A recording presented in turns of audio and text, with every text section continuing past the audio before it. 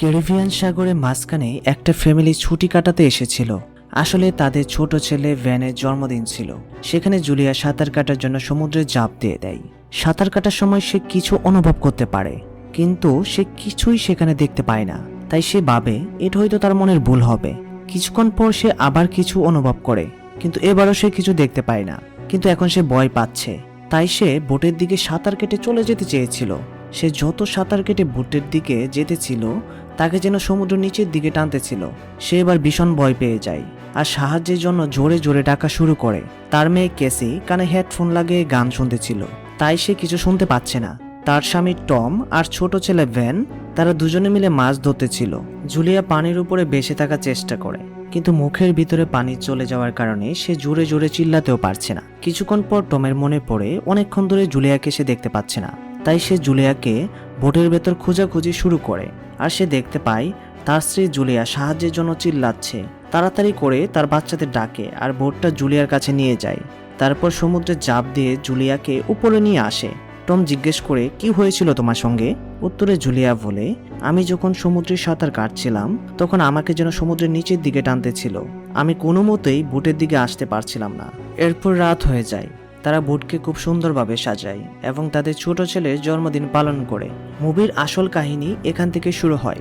এরপর থেকে তাদের সঙ্গে যা যা ঘটবে তা আপনি কল্পনাও করতে পারবেন না। কেসিকে তার বয়ফ্রেন্ড ফোন করে। সে তার জন্য ল্যাপটপটা নিয়ে বাইরে চলে যায়। ভিডিও কলে তার বয়ফ্রেন্ড দেখায় যে শহরের উপরে অনেক বড় ভয়ঙ্কর ঝড় মানে তুফান হচ্ছে, আর তাদেরকে সাবধানে থাকতে বলে। তখনই কল গ্লিচ হয়ে ফ্রিজ হয়ে যায়। কেসি এই ব্যাপারে তার পরিবারকে বলতে আসে, কিন্তু টম বলে হয়তো সিগন্যালের প্রবলেমের কারণে কল কেটে গিয়েছে।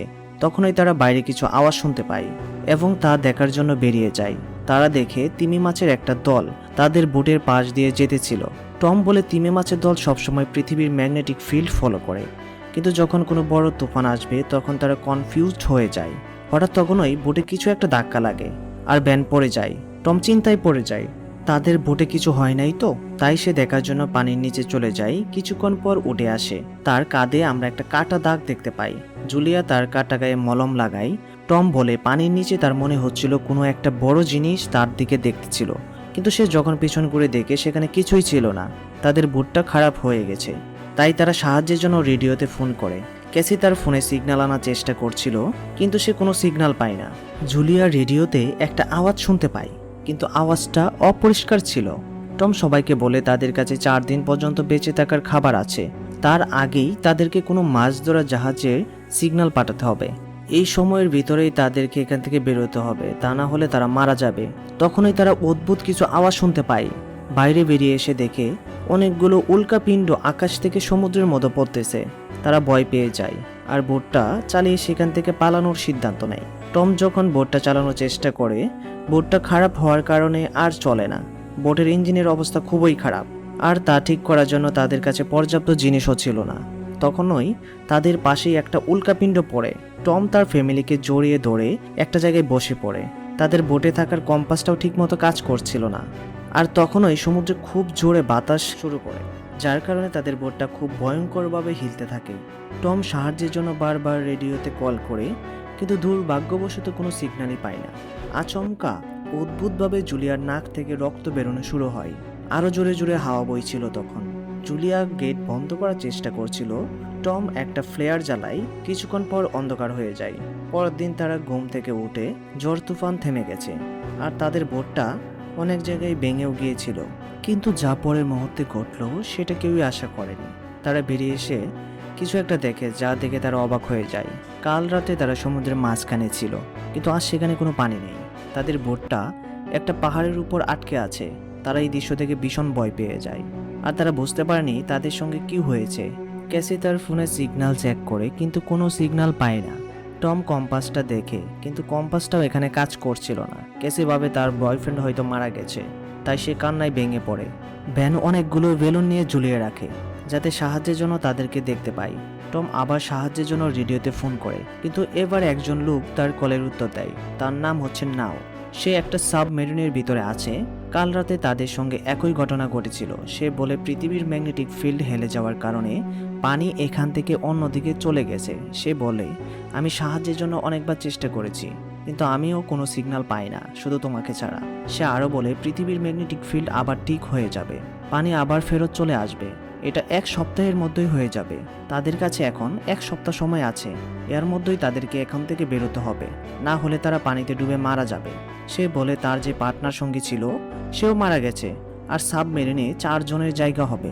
জুলিয়া তখন বলে প্লিজ আমার বাচ্চাদেরকে বাঁচিয়ে নাও, আমরা মোট 4 জন আছি। সে তাদের পজিশন বলে দেয়। টম ক্যালকুলেশন করে দেখে তাদেরকে সেখানে পৌঁছাতে হলে আরও 2 দিন সময় লাগবে। তার ফ্যামিলিকে বলে আজ রাত আমরা এখানে রেস্ট করব, কাল সকালে আমরা বেরিয়ে পড়ব। পরের দিন সকালে তারা বেঁচে থাকার জন্য যা কিছু প্রয়োজন তারা একটা ব্যাগের মধ্যে ভর্তি ছিল। তখনই টম দেখতে পায় একটা লোক তাদের এদিকে আসছে। লোকটার কাছে একটা কুকুর ছিল, আর হাতে একটা লোহার রড ছিল যার মাথায় একটা ছুরি লাগানো ছিল। টম তার কাছে যায় আর তাকে পানি খেতে দেয়। সেই লোকটা অন্য ভাষায় কথা বলে, যেটা টম বুঝতে পারেনি। টম জিজ্ঞেস করে তুমিও কি এখানে ফেসে গেছো, আর তোমার সঙ্গীরা কোথায়? ওই লোকটা অন্য ভাষায় কথা বলে, যেটা টম বুঝতে পারেনি। ওই লোকটা পানি খাওয়ার পর টমকে আঘাত করে মাটিতে ফেলে দেয় আর তার মুখের উপর জোরে লাথি মারে। এই সব কিছুই দূর থেকে জুলিয়া দেখতে পায়, তাই সে দৌড়ে আসে টমকে সাহায্য করার জন্য। কিন্তু ততক্ষণে অনেক দেরি হয়ে গিয়েছিল। সেই লোকটা টমের পেটের ভেতর ছুরি গেঁথে দেয় এবং টমকে সেখানে মেরে ফেলে। এরপর সে জুলিয়াকে মারার জন্য তার পিছন দৌড়ানো শুরু করে, আর তার হাতে থাকা লোহার রডটা জুলিয়ার দিকে ছুঁড়ে মারে, যার কারণে জুলিয়ার কাঁধে লাগে এবং জুলিয়ার কাঁধ কেটে যায়। জুলিয়া কোনো মতো করে বোটের ভিতরে যায় আর তার বাচ্চাদের বলে লুকিয়ে যেতে, এবং সে গেট বন্ধ করে দেয় যাতে ওই লোকটা ভেতরে ঢুকতে না পারে। ক্যাসি আর ভ্যান সুপার ভিতরে লুকিয়ে যায়। জুলিয়া তাকে ফায়ার গান দেয় আর সে একটা ছুরি নিয়ে বাথরুমের ভিতরে ঢুকে যায়। সেই লোকটা কোনো রকম দরজা ভেঙে ভিতরে ঢুকে পড়ে। বোটের ভেতরে সে তাদেরকে খোঁজাখুঁজি করে, তারপর বাথরুমের দিকে যায়, কিন্তু জুলিয়া তার আগেই বাথরুম থেকে বেরিয়ে গেছে। সে গেট খুলে দেখে সেখানে কেউ নেই। সে ভাবে হয়তো জুলিয়া সেখান থেকে পালিয়ে গেছে। জুলিয়া যখন নিচে নামে, সেই কুকুর তাকে দেখে চিল্লানো শুরু করে এবং তার উপর ঝাঁপিয়ে পড়ে। জুলিয়ার হাতে যে ছুরিটা ছিল সেই ছুরিটা দিয়ে আঘাত করে কুকুরটাকে মেরে ফেলে। সেই লোকটা কুকুরের আওয়াজ শুনতে পায় আর সে বাইরে বেরিয়ে দেখে তার কুকুর সেখানে মরে পড়ে আছে। এটা দেখে সে আরো বেশি রেগে যায়। ইতিমধ্যে জুলিয়া বোটের অন্য পাশ দিয়ে উপরে ওঠার চেষ্টা করে।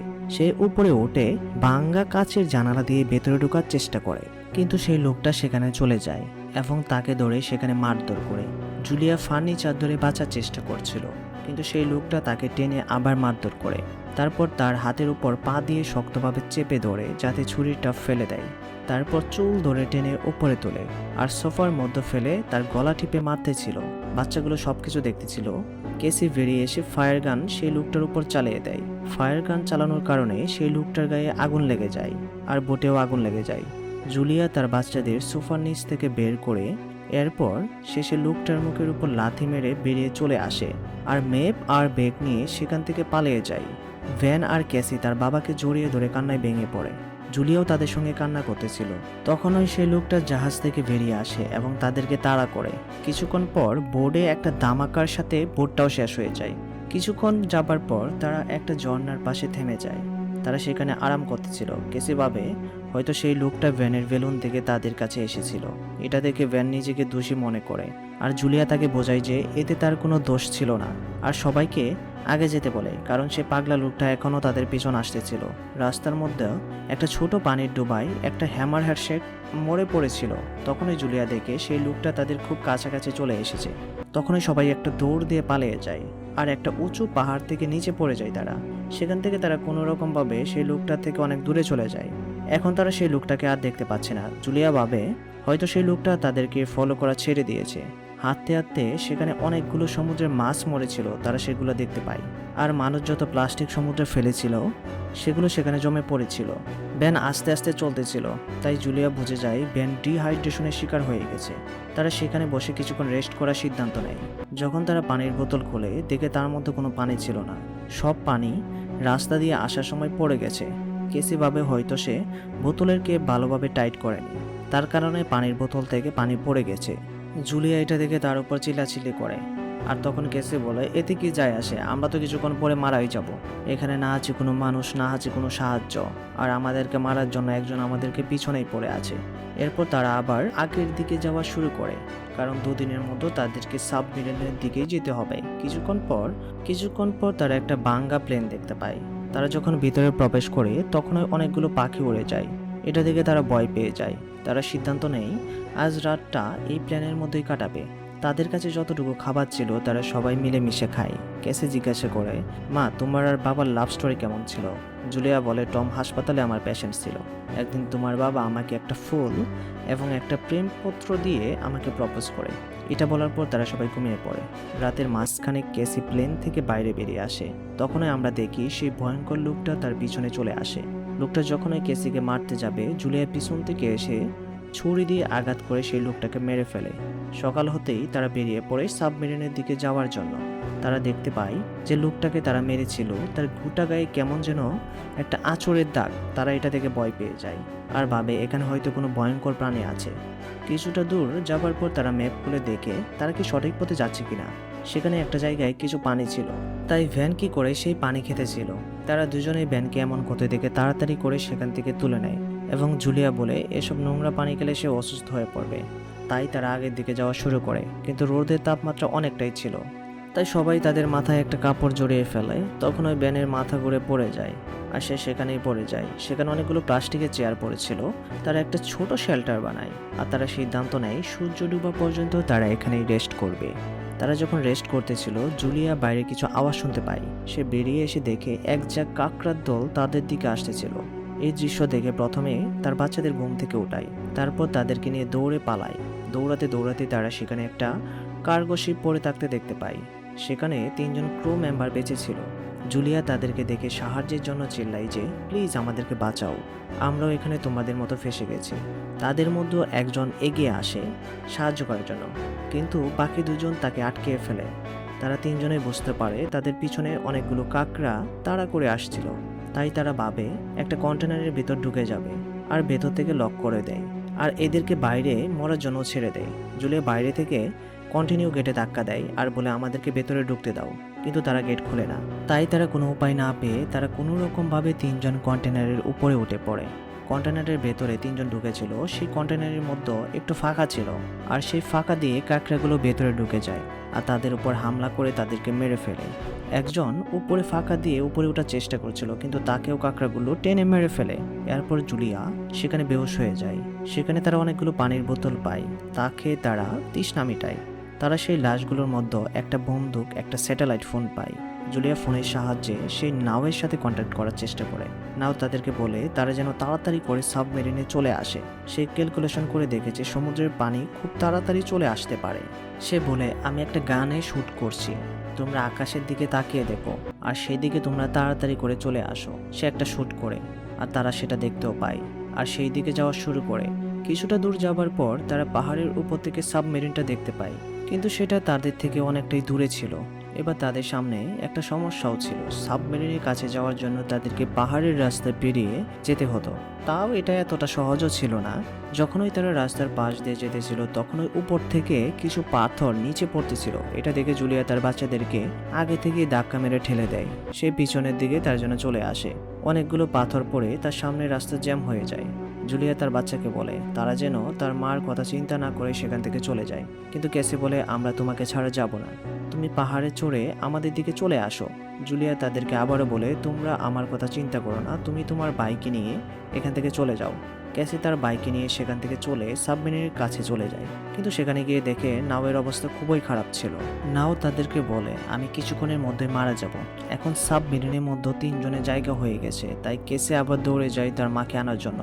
তখন ওই জুলিয়া দেখে তার দিকে অনেকগুলো কাকড়া আসতেছিল। সে বন্দুক নিয়ে তাদেরকে মারে আর বন্দুক দিয়ে কাকড়াগুলোকে মারার সময় আমরা একটা সময় দেখতে পাই তার বন্দুকের এমো শেষ হয়ে যায় আর সে ভাবে এখানে সে হয়তো মারা যাবে।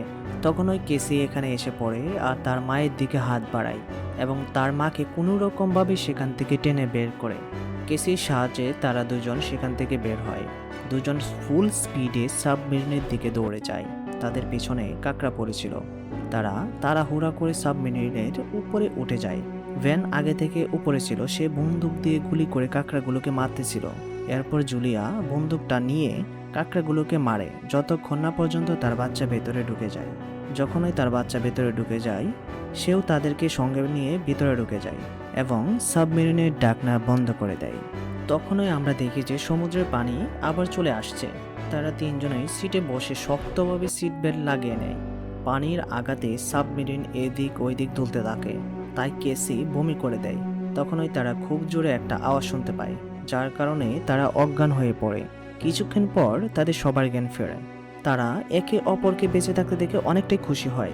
তারা গেট খুলে বেরিয়ে দেখে যে তাদের সাবমেরিনটা একটা ধ্বংসস্তূপের পাশে পড়ে আছে। জুলিয়া তাদের বাচ্চাদেরকে ধরে কান্নায় ভেঙে পড়ে। আর এখানেই আজকের গল্পটা শেষ হয়ে যায়। তো যদি আপনাদের কাছে ভিডিওটা ভালো লাগে অবশ্যই একটা লাইক করবেন আর একটা সুন্দর কমেন্ট করে দিবেন। চ্যানেলে নতুন হলে সাবস্ক্রাইব করবেন। ধন্যবাদ।